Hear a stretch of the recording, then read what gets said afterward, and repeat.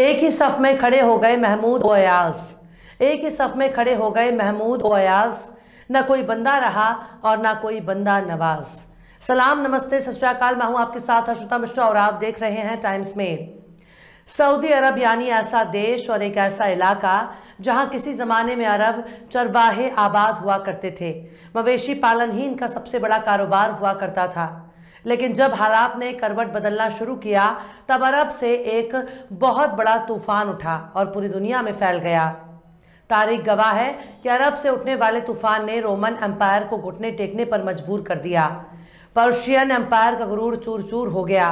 Persian empire भी अरबों के पैरों में नाक रगड़ता नजर आया। लेकिन ताकत हमेशा एक आदमी के पास नहीं रहती है। सऊदी अरब तो बहुत बाद में बना है। सऊदी की तारीख महज 100 साल है, लेकिन अरब की तारीख हजारों साल पुरानी है। अरब का अपना कल्चर है, अरब की अपनी शान और शौकत है, अरब का अपना रुतबा है और अरब की अपनी पहचान है। लेकिन अब ताकत हमेशा एक शख्स के हाथ में नहीं रहती। इतिहास गवाह है कि जब अरब की ताकत दौरे खिलाफत में सबसे तेज रफ्तार से बढ़ने लगी, लेकिन बाद में यही ताकत दूसरों के हाथ में आने लगी। मतलब अरब की पावर सल्जूक और तुर्कों के हाथ में ट्रांसफर हो गई। लेकिन ये ताकत तुर्कों के हाथ में जाने के बाद अरब पर कंट्रोल करने की ताकत भी तुर्कों के हाथ में चली गई। आज से तकरीबन 100 साल पहले तक अरब पर तुर्कों का राज हुआ करता था, यानी अरब का मतलब ही तुर्क एम्पायर हुआ करता था। पश्चिमी देशों की मदद से अरब में राष्ट्रवाद और नस्लवाद ने जन्म लिया, जिसके बाद अरब कई टुकड़ों में बंट गया। अरब के टुकड़े होने के बाद कई देश अपने वजूद में आए, लेकिन अरब को तोड़ने वाले बाद में इन्हीं देशों के राजा कहलाए। आज भी इनकी औलादों ने अरब की जमीनों पर बादशाहत कायम कर रखी है, लेकिन तुर्की इनकी अदावत बढ़ती गई। तुर्क और अरबों के बीच की कड़वाहट आज भी ताज़ा है, पर अब हालात बदल रहे हैं। अब अरबों के ख्यालात बदल रहे हैं। चरवाहे से शेख बनने के इतिहास में अरब अब इतने मजबूत हो चुके हैं कि अरबों की तरह कारोबार करना सबके बस की बात नहीं है। आज से जब एक दशक पहले अरब क्रांति हुई तब अरब ने बहुत बड़ा सत्ता परिवर्तन देखा, लेकिन अरब क्रांति के पीछे भी उन्हीं ताकतों का हाथ माना जाता है जिन्होंने अरब की ज़मीन को छोटे छोटे टुकड़ों में तकसीम किया, जिन्होंने दुनिया की सबसे बड़ी एम्पायर को तोड़कर अरब को तुर्की से अलग कर दिया, जिन लोगों ने अरब की ज़मीन पर इजराइल को बनाया। उन्हीं देशों को एक दशक पहले भी अरब क्रांति के जरिए अपनी ताकत का लोहा मनवाया। पर अब शायद हालात बदलने लगे हैं। अरब एक दूसरे के करीब आ रहे हैं। अब अरब उन मुसलमान देशों के नज़दीक आ रहे हैं जिनसे बरसों बरस तक दूसरे को तलवार दिखा रहे थे। अब सऊदी अरब और यूएई नज़दीक आ रहे हैं। अब सऊदी अरब और तुर्की नज़दीक आ रहे हैं। अब सऊदी अरब और ईरान नज़दीक आ रहे हैं। कुल मिलाकर तमाम मुस्लिम देश एक दूसरे के करीब आ रहे हैं। सियासत अपनी जगह पर आज भी बरकरार है, पर अचानक नज़दीक आने के कुछ नए मायने भी नजर आ रहे हैं। क्या मुस्लिम देश किसी खास मकसद को अंजाम देने के लिए अपनी आपसी मतभेद को भूलकर एक हो रहे हैं, या फिर इन नज़दीकियों के कुछ और ही मायने हैं? आखिर क्यों आपस में नज़दीक आ रहे हैं दुनिया के मुस्लिम देश? आखिर क्यों आपसी कड़वाहट को भूल रहे हैं अरब? आखिर क्यों एक दूसरे के बाह में बाह डाले घूम रहे हैं मुसलमान देश?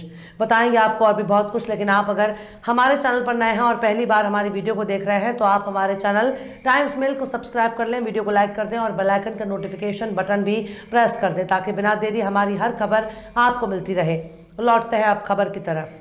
बीते कुछ सालों के दौरान दुनिया के बड़े और ताकतवर मुस्लिम देश किसी न किसी बहाने एक दूसरे के करीब आ रहे हैं। 2021 में हमने देखा कि सऊदी अरब, यूएई, बहरीन और मिस्र ने कतर के खिलाफ नाकेबंदी खत्म कर दी थी। सऊदी अरब ने अपनी सबसे कट्टर विरोधी ईरान के साथ नज़दीकी बढ़ाने में लगा हुआ है। सऊदी अरब और ईरान के बीच बाकायदा इराक में बातचीत हो चुकी है। यमन के मामले में भी सऊदी अरब का नज़रिया बदल रहा है। तुर्की और यूएई भी आपसी मतभेद भूलकर बातचीत कर रहे हैं।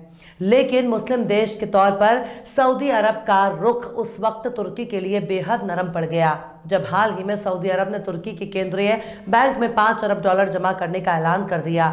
यानी भूकंप के तबाह के दौर में तुर्की के लिए सऊदी अरब ने अपना खजाना खोल दिया है।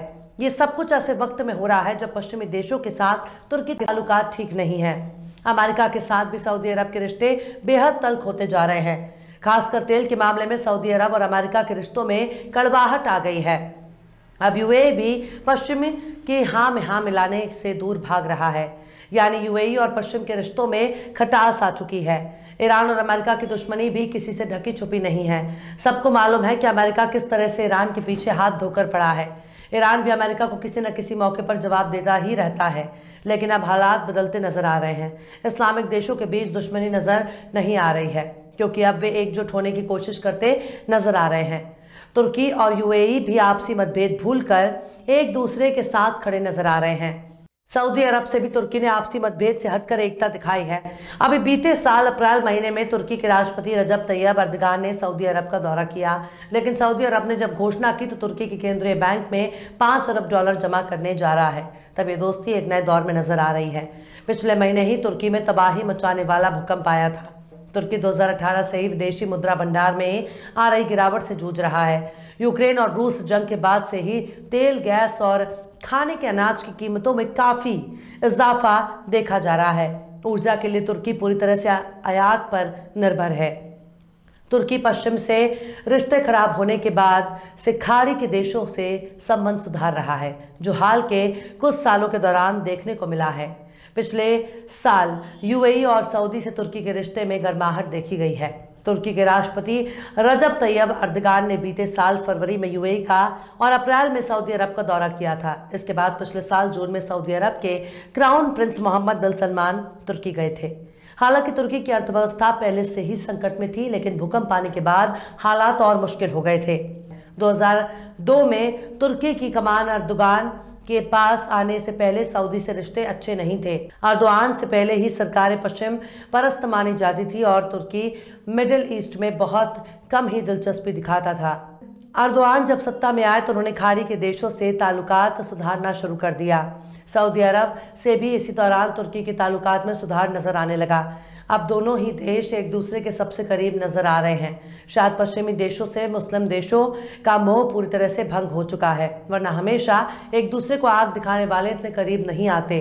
अभी तो सिर्फ शुरुआत है। किसी भी नतीजे पर पहुंचने से पहले थोड़ा इंतजार करना ही बेहतर है।